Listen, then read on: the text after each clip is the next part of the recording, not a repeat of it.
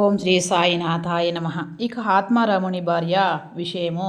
ఒకసారి ఆమె 3 పదార్థములు బాబాకు నైవేద్యము పెట్టుటకు సంకల్పించుకుని అవి 1 వంకాయ పెరుగు పచ్చడి, 2 వంకాయ వేపుడు కూర, 3 పెడా. బాబా వీనినెట్లు గ్రహించెదరో చూసేదము. బాంద్రా నివాసియగు రఘువీర్ భాస్కర్ పురందరే బాబాకు మిల్కీ భక్తుడు. అతడు ఒకనాడు భార్యతో షిరిడి బయలుదేరుచుండెను.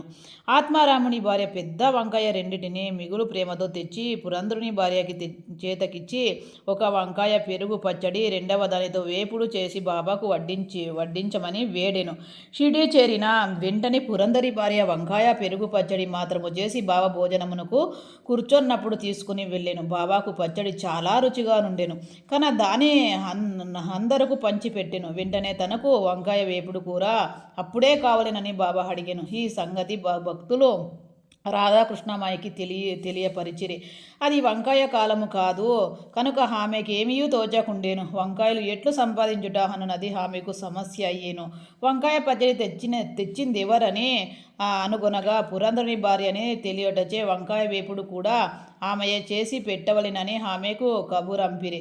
అప్పుడు అందరి వంకాయ వేపుడు బాబాను ఎందులకు కోరిరో తెలిసినది. బాబా సర్వజ్ఞానతకు అందరూ ఐశ్వర్యపడిరి.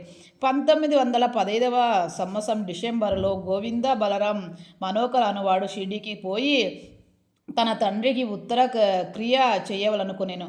ప్రయాణమునకు పూర్వము ఆత్మారాముని వద్దకు వచ్చెను. ఆత్మారాం భార్య బాబా కొరకు ఏమైనా పంపాలనుకొని ఇల్లంతయు వెతికెను. కాని యొక్క పెడ తప్ప ఏమీ కనిపించలేదు. ఆ పెడ కూడా అప్పటికే బాబాకు నైవేద్యంగా సమర్పించబడి ఉండెను. తండ్రి మరణించుటచే గోవిందుడు విచారగ్రస్తుడై ఉండెను. కానీ బాబా అందున్న భక్తి ప్రేమలచే ఆమె పెడాను అదని ద్వారా పంపెను. బాబా దాన్ని పుచ్చుకొని తినుమని నమ్మి ఉండెను.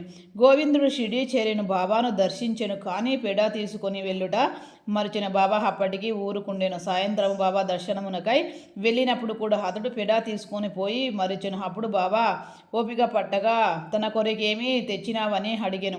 ఏమీ తీసుకొని రాలేదని గోవిందుడు జవాబు తెచ్చెను. వెంటనే బాబా నీవు ఇంటి వద్ద బయలుదేరినప్పుడు ఆత్మారాముని భార్య నా కొరకు నీ చేతికి మిఠాయి ఇవ్వలేదా అని అడిగాను. కుర్రవాడంతయు జ్ఞాపికి తెచ్చుకొని సిగ్గపడెను. బాబాను క్షమాపణ కోరెను. బాసకు పరిగెత్తి పెడాను తెచ్చి బాబా చేతికి ఇచ్చెను. చేతిలో పడిన వెంటనే బాబా దానిని గుటుక్కున మృంగెను. ఈ విధముగా ఆత్మారాముని భార్య యొక్క భక్తిని బాబా ప్రీతిపూర్వకంగా స్వీకరించెను. నా భక్తులను నెట్లు భావించెదరో నేను వారిని ఆ విధముగానే అనుగ్రహింతును అను గీతవాక్యము 4:11 నిరూపించెను. ఓం శ్రీ సాయినాథార్పణమస్తు. శుభమో భవతు. ధన్యవాదములు.